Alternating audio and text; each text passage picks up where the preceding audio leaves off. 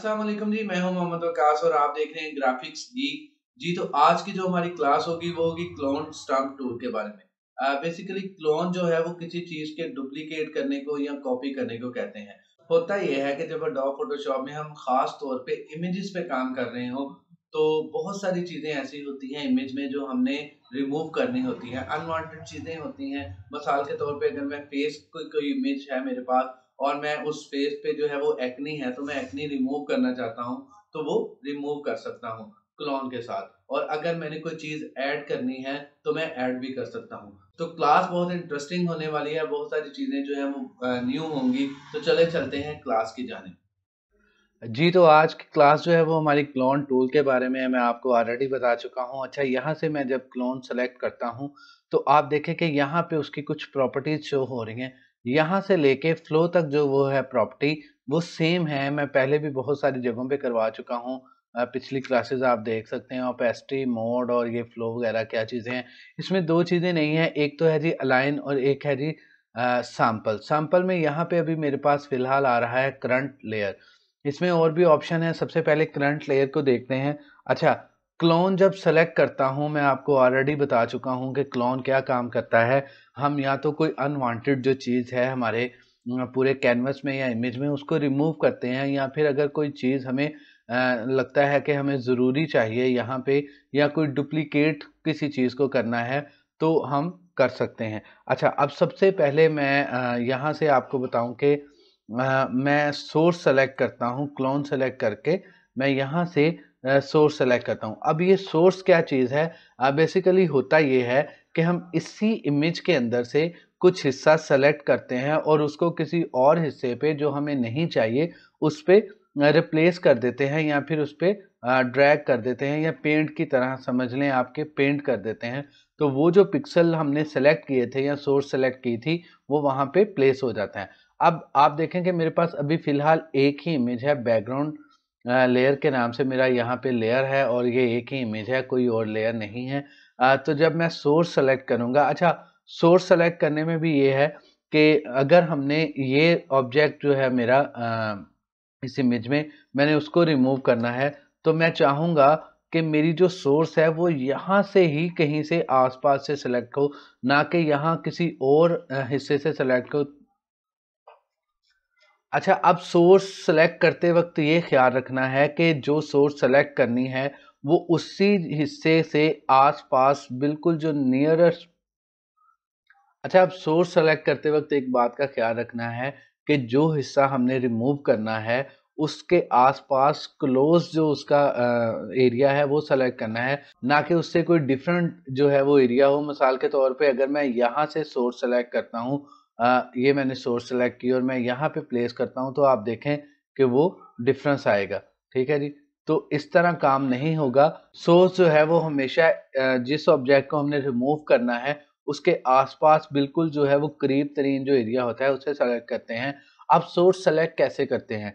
Alt press करते हैं keyboard से और साथ में अपने माउस का जो है लेफ्ट क्लिक उसको एक बार क्लिक कर देते हैं। अब मैंने क्लिक कर दिया है, यहाँ से सोर्स जो है वो सेलेक्ट हो गई है। अब मैं इस सोर्स को यहाँ पे अप्लाई करूँगा तो आप देख सकते हैं कि मेरा जो ऑब्जेक्ट है वो रिमूव हो चुका है।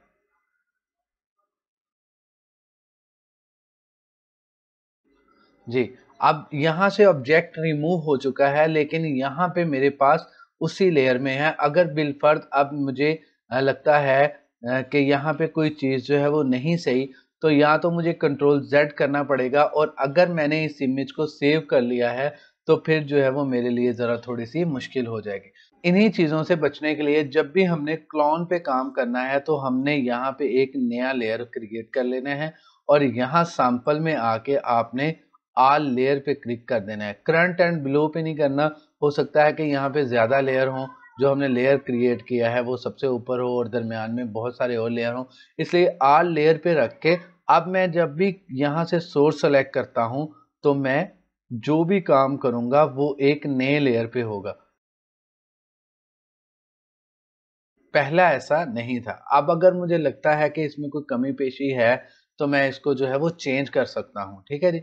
पहले जो था वो हमारे बैकग्राउंड लेयर पे ही जो है वो सारा काम हो रहा था। लेकिन अब जो है वो एक अलग लेयर बन चुका है ये वाला, ठीक है। और ये हमारी इमेज वैसे की वैसे ही है।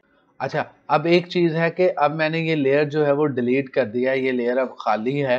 तो अब अगर मैं क्लोन जो है वो सिलेक्ट करता हूँ, यहाँ पे करंट लेयर है और मेरा कर्सर जो है वो इस लेयर पे है, तो इस तरह वो काम नहीं करेगा, ठीक है। तो इसलिए मस्ट है कि यहाँ से हमें ऑल लेयर करना ही है और फिर ही वो काम करेगा।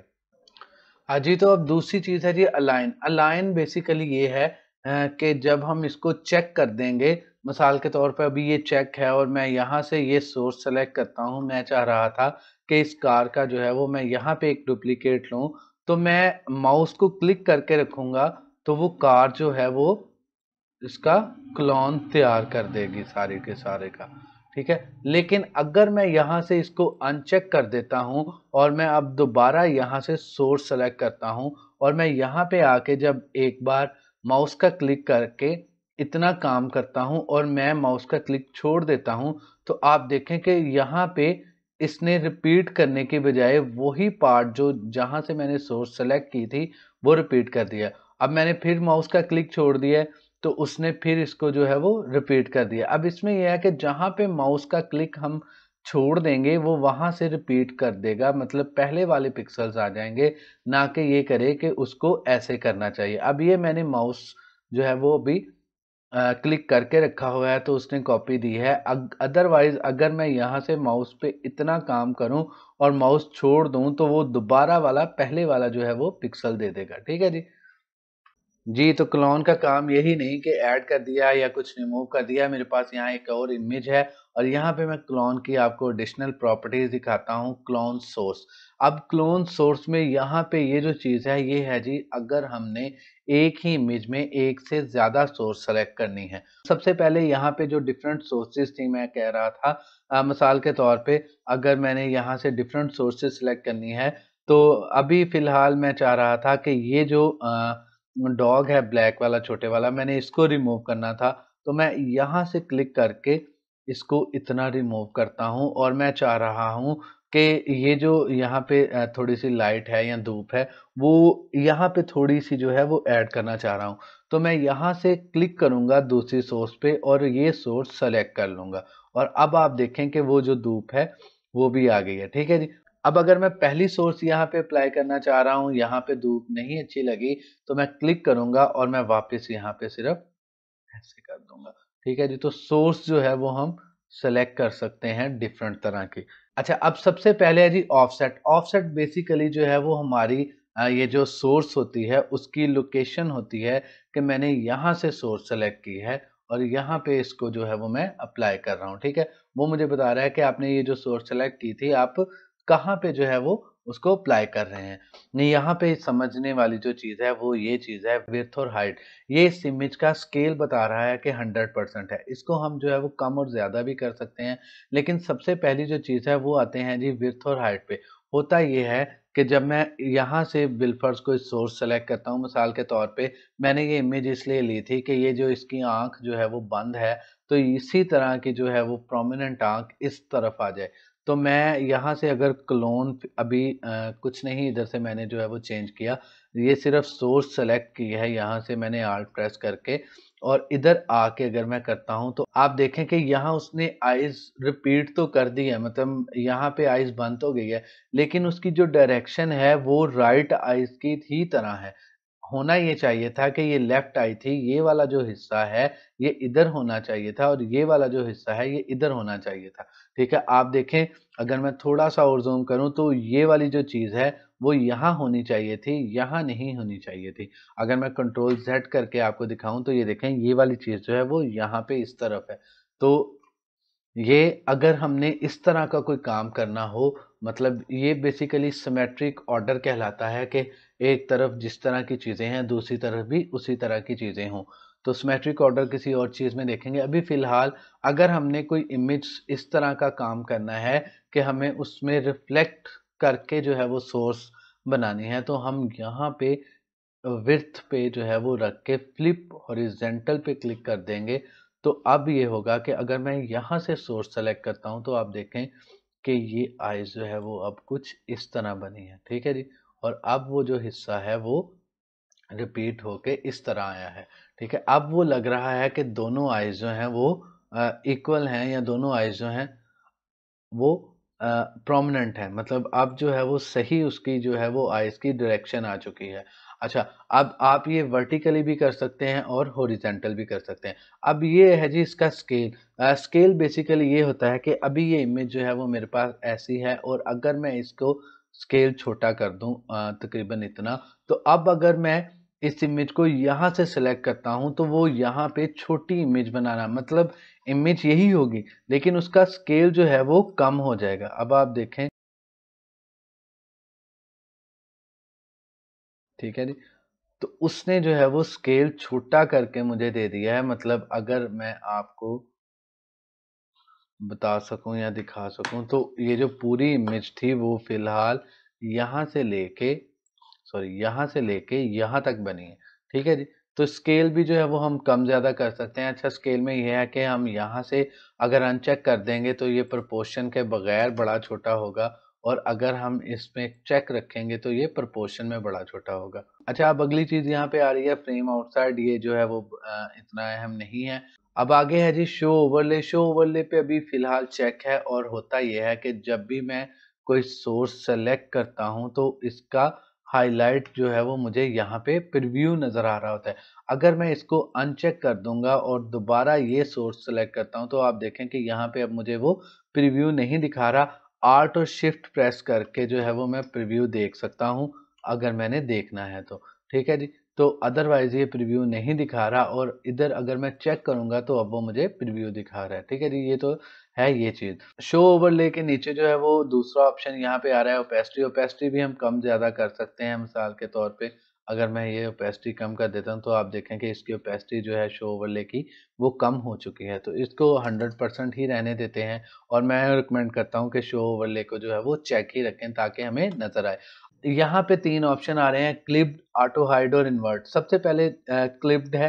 अच्छा, क्लिप्ड अभी आप देखें कि मैं यहाँ से अगर बिलफर सोर्स सेलेक्ट करके इधर अप्लाई करने के लिए रखता हूँ तो सिर्फ मेरे पास जो सोर्स सेलेक्ट थी वो आ रहा है। लेकिन अगर मैं इसको क्लिप को ख़त्म कर देता हूँ या अनचेक कर देता हूँ तो अब मेरे पास पूरी इमेज जो है वो आ रही है। और अगर मैं यहाँ पे रख के इसको रिपीट कर रहा हूँ, मतलब मैं इसको जो है वो पेंट कर रहा हूँ, तो आप देखें कि वो पूरी इमेज आ रही थी और थोड़ी देर बाद जो है वो इमेज जो है वो खत्म होती है। ठीक है जी, क्लिप जो है वो उसमें ये होगा कि हमारे पास पूरी इमेज आ रही होगी। अब अगर मैं इसको चेक करता हूँ तो आप देखें कि वो इमेज आना बंद हो गई है। ठीक है जी, तो इससे अगला ऑप्शन है जी ऑटो हाइड। ऑटो हाइड में भी यही है कि बिल फर्ज मिसाल के तौर पे मैं यहाँ से सोर्स सेलेक्ट करता हूँ, और यहाँ से सोर्स जब मैं सेलेक्ट करता हूँ तो वो मुझे पूरी इमेज दे रहा है, और जैसे ही मैं यहाँ पे इसको अप्लाई करना शुरू करता हूँ तो वो उसको इमेज को ऑटो हाइड कर देगा। ठीक है जी, अब इसको जो है वो मैं कहता हूँ कि क्लिप पे ही रखें। इन्वर्ट जो है वो इतना अहम नहीं है। नीचे नॉर्मल, डार्कन, लाइट और डिफरेंस, जो ये ओपेसिटी के ऑप्शन आ रहे हैं, इसको भी हम जो है वो नॉर्मल पे ही रखते हैं। अच्छा, अब यहाँ पे एक चीज़ और जो थी वो रह गई थी, एंगल। यहाँ पे आप देखें कि स्केल के नीचे यहाँ पे एक ऑप्शन आ रहा है एंगल। एंगल में ये होता है कि अगर बिलफर्ज हमने किसी चीज़ का एंगल चेंज करना है थोड़ा बहुत, तो हम वो कर सकते हैं। मिसाल के तौर पे मैं यहाँ से सोर्स सेलेक्ट करता हूँ और मैं चाह रहा हूँ कि यही जो कार है वो यहाँ पे रिपीट हो जाए। अगर मैं इसको सीधा रिपीट करूँगा तो आप देखें कि वो ऐसे लग रहा है जैसे कि उस जगह पे वो सही फिट नहीं हो रही है। ऐसे लग रहा है कि ला के जो है वो वहाँ पे रखी गई है। तो अगर मैं इसको एंगल थोड़ा चेंज कर लेता हूँ, यहाँ पे मैं रखता हूँ एंगल 11.5 का, और मैं यहाँ से सेलेक्ट करके अब रिपीट करता हूँ, तो अब आप देखें कि वो ढलवान जो थी बिल्कुल लग रहा है कि वो थोड़ा सा पीछे से जो है वो,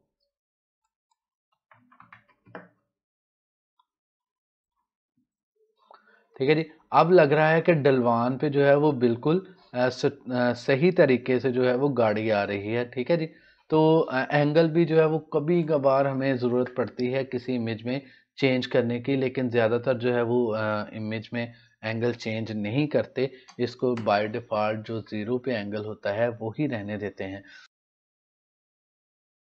जी, तो एक चीज़ जो है वो हम क्लोन सोर्स से तैयार करते हैं। यहाँ पे मेरे पास एक इमेज है और मैं इसमें थोड़ी-सी इल्यूज़न जो है वो क्रिएट करना चाह रहा हूँ। मैं चाह रहा हूँ कि ये जो हिस्सा है, ये इस तरफ भी बन जाए, मतलब सेम टू सेम चीज़ें हो जाएँ।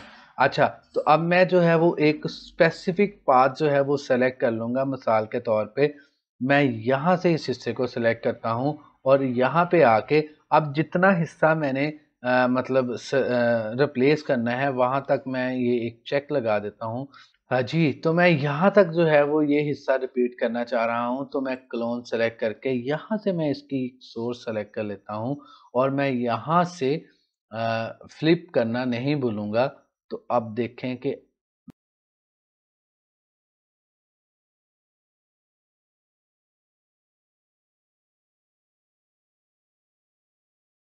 जी, तो आप देखें कि 1 मिनट में जो है वो मैंने दोनों साइड एक जैसी कर दी हैं। अच्छा, यहाँ पे जो कुछ एक्स्ट्रा पिक्सल रह गए हैं या फिर जो एक्स्ट्रा हिस्सा होता है, उसको हम एडजस्ट कर लेते हैं, सॉरी।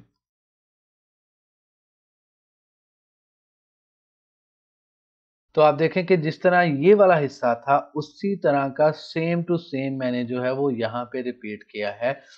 सिर्फ़ मैंने यहाँ से फ्लिप जो है वो vertically sorry horizontal flip use किया है और एंगल मैंने कोई चेंज नहीं किया, सोर्स जो है वो मैंने सिंगल सेलेक्ट की है और बाकी चीज़ें भी जो हैं वो मैंने इसमें से नहीं छेड़ी।